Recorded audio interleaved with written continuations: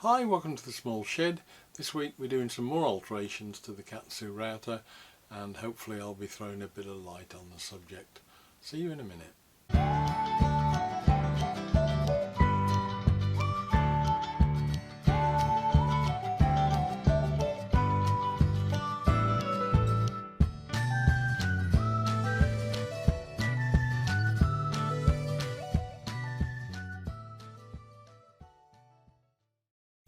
Now once again, this is not just Katsu, this is applicable to any of the small palm routers or even some of the bigger ones. One of the problems I've found with it is that you can't really see if you're working on something to do any freehand routing in particular.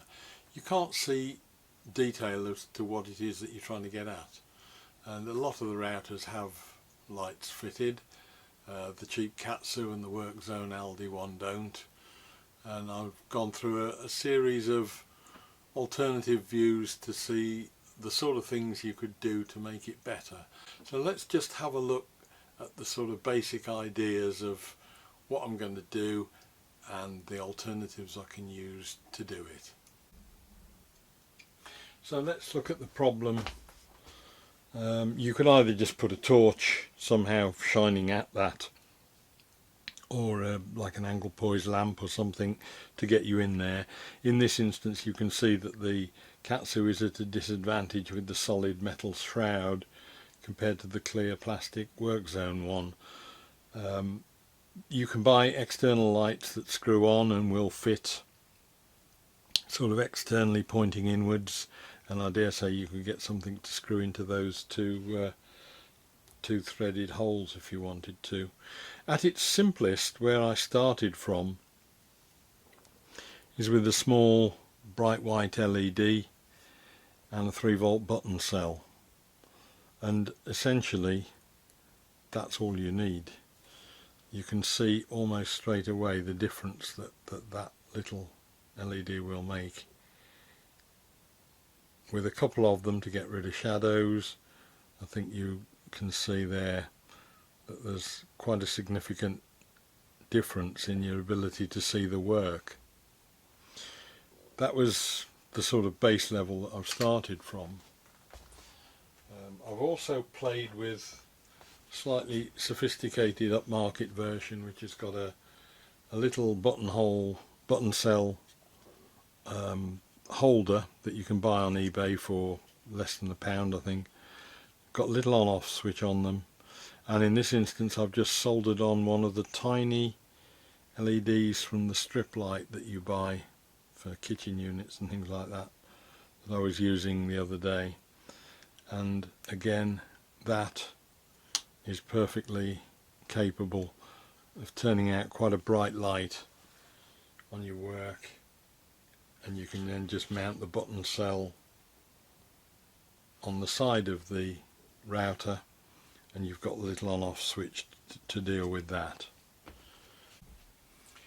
Now for me, the sort of moment of the epiphany was when I was ripping apart a cheap work light that I bought from China for another project that's due to come out over Christmas, and what that left me with was a load of other bits that I'd finished after I'd finished taking out the big large LED in the centre.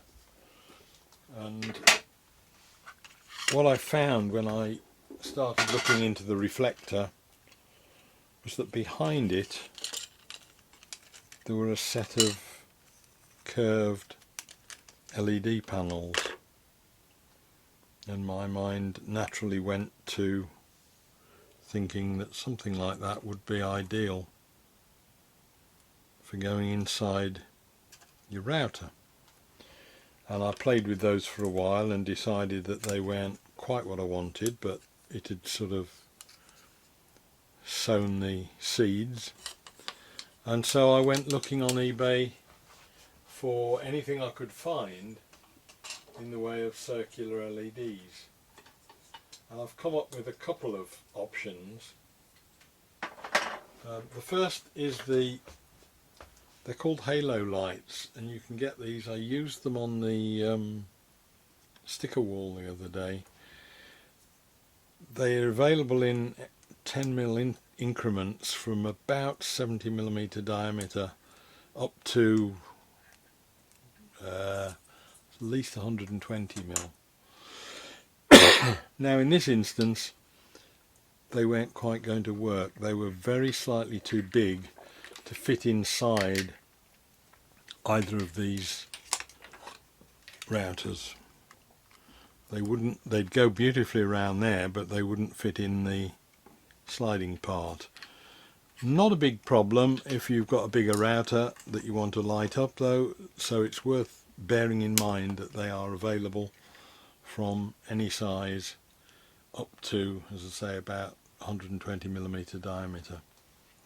That was the first shot that I went for, but then I came across these little beauties. Now these are, I think, about 60mm diameter. They will fit inside the slide and they will fit around the collet. So really the only difficult bit with those, they're 12 volt. The only real problem I've got to deal with now is to actually attach them, and in this instance again the work zone is scoring higher than the Katsu. There are two screws there which I reckon with a couple of very small brackets you could put that light onto there, and you've got a very bright light. I'll put it on in a minute and you'll see how much light is kicked out by that, and then you can run the wire up the outside and have an external 12 volt supply. I think I'm going to have a bit more of a job with the Katsu for two reasons. Firstly, there aren't any screw holes on the bottom. There are a pair of holes I might be able to tap or drill out because they're just a depression at the moment, and bolt into. And the other thing is that release mechanism is slightly awkward. It's restricting quite where I would put the light ring. So you can buy cheap 12 volt connectors, again eBay type thing. They're marked up positive and negative. They will fit the standard 12 volt power supplies that you get, similar thing, probably £2 or £3.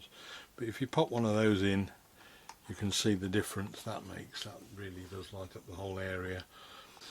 So that's the halo type lights option. Just have a quick look then at the last option. Now the last option is the LED strip that you can buy for under kitchen units, things like that. You normally buy it on a 5-meter roll. I get it for about £3.5 I think for 5 meters, so it will last you a lifetime for this sort of work. It comes with a self-adhesive back that you, like a sellotape, double-sided tape, and you get different sizes. Those are much larger than those. You can get them with I think this is 60 LEDs per meter as opposed to 30 LEDs per meter, which they normally are. And you can see now that the foot switch that we put in the other week, the extra socket outlet, you can see where that's going to come in, because that will fire these things up at the same time as the router. These can be glued inside the circle of the router, of the cowling itself, and stuck on. And as I said, the beauty of it is that you can cut it to length as long as you work in. It works in lengths of 3, so you get 3 LEDs, there's a little resistor with them, and then a junction. And at that point there you can actually join them together. If you sever them at any time, you can join them back together with just scraping off the surface and soldering a wire across. But you've got it there. If you only want that long, you just basically cut it like that, and it still works just the same. And then, so the option is to, if you wanted to, you could just take the backing, unstick it, put push it into the housing fairly low down, because the router doesn't go down all the way to the bottom. Just stick it on there. Again, take the wire outside and up to side of the up the side of the router, and you can take it down to a power supply that's plugged in next to the router. We're back to having the light inside that you can use. So that's the other option that I did look at, but purely for the elegance of them, I rather like these halos, because it gives you an even light all the way round. So all I've got to do now is to try and find a way to mount it onto the Katsu. Now, as ever, I've totally overthought this, talking about tapping holes and all sorts. What I've just realised is a small piece of timber, about something like 10mm square, is it? I don't know. Yeah, 10mm square. If that is just stuck on with a bit of super glue onto there, the ring will stick onto that and it will just clear the knob on the other side, and that's all it needs. It doesn't need anything clever. That keeps all the ventilation clear. You can still get at the nut. It's within the size of the barrel. It's supported on the far side by the casing for the release button. So all I need to do, I've just marked it now, I'm just going to cut those angles on the end, and then I can just glue that on with a bit of super glue, much quicker. Just cut the piece and rounded the ends off on the sander. It's as simple as that. And there we go. Just put a plug on that now and we're done. And that's it. I've just fed the wire out round the side, held it on with a rubber band, nothing special or fancy there, connected it up to the power supply that I've then taped the wires parallel all the way down the wire for the Katsu, so that down at the other end at the plug box you can just plug the two plugs in together, and when you put your foot switch down that lights up the workpiece. So I'm quite happy with that. Fairly low-tech solution in the end, super glue and a bit of dowel, but it works and that's all that matters.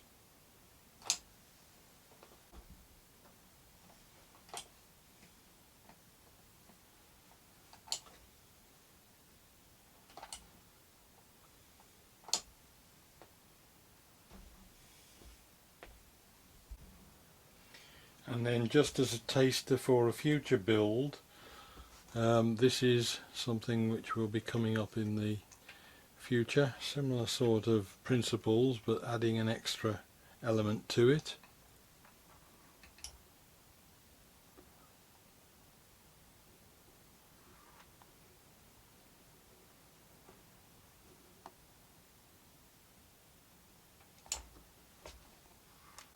Well, I hope that was of interest to you. It doesn't only apply to routers. You could be using this sort of material for scroll saws, band saws, chop saws, all sorts of applications where getting in close with quite a bright light so that you can see for close work, it will come in use.